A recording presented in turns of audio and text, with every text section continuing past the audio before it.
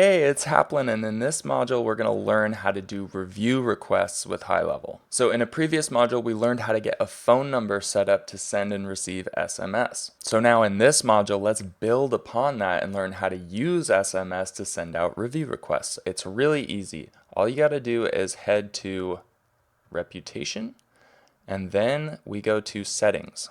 In a previous module, we already learned how to integrate your reviews platform, but if you still need to do that, just click on integrations and then click on whatever the desired reputation platform is and go through the steps to connect your account. Different platforms have different angles and different audiences, obviously, and so it depends on what industry you're in, but generally Google is a pretty clear front runner in terms of the importance of reputation. So you can do Google Business Profile right here. But then what we're going to do is click SMS Review Request. So by the way, everything that I'm teaching you in this module also applies to email as well as WhatsApp. So whether you're doing SMS or email, or if WhatsApp is a better channel for sending conversational text-like messages, then you can do WhatsApp. But this is really simple to set up. All we have to do is just click the on button. So now it's on. We can choose an image if we want, but we don't have to. Specify the SMS message to send with the link, something to the effect of what I've written here.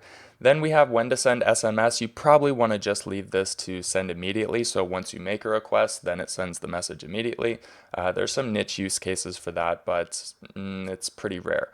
Until clicked, repeat this we can resend the message until the system has detected that the lead or the customer has clicked on the review link that sends. So if we want to pester them a little bit, we sure can by having it repeat as often as we want. So we have the cadence here and then the number of retries before it finally gives up. I tend to not like to pester my customers, and the more you pester them, the more you risk accidentally generating a poor review or a 1 star less than you would have gotten anyway. So I don't know, I just like to set it on don't repeat. You can certainly be more aggressive if you like. Once you're set up, just click save, and now we're pretty much ready to go. The only other thing is just to make sure that the actual link that's going to generate at the end, you can see the little preview. It has the review link at the end. So the system is automatically going to send a review link that it tracks, but we want to make sure that the actual link is correct, and we can do that in review link. This is where if you have a platform integrated, it will automatically show up here. Likewise, if you have multiple different platforms that you want to generate reviews for simultaneously, you can do balancing,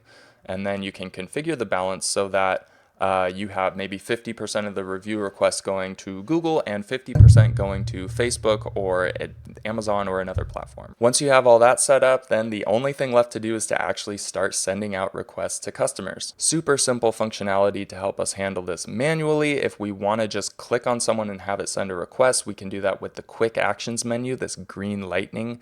And then click send a review request, and now we can request anyone in the CRM with just a click. That said, there is an even better way to automate review requests based on the sales pipeline, and that can be controlled in workflows. So now that we know how to use workflows, we can definitely integrate a review request into that.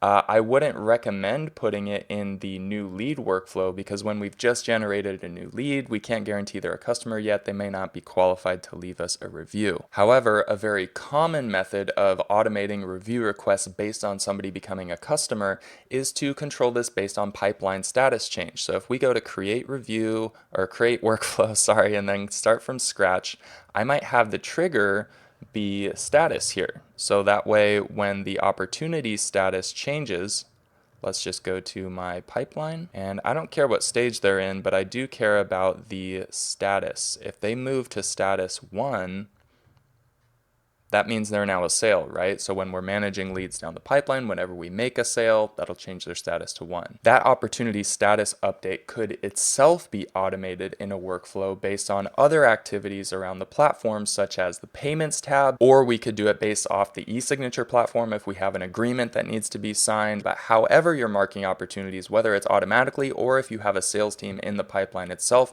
just dragging somebody to the 1 status whenever they close a new sale on a call or something like that, that, we can have this new sale workflow, and I'll rename it right now. So here I have my new sale workflow. It triggers every time a status in the sales pipeline is updated to 1, so that's beautiful. And now, on top of all the other things that I could possibly do, we're going to do review request, send review request. It's perfect. And we'll do SMS. Obviously, this can apply to the other channels as well.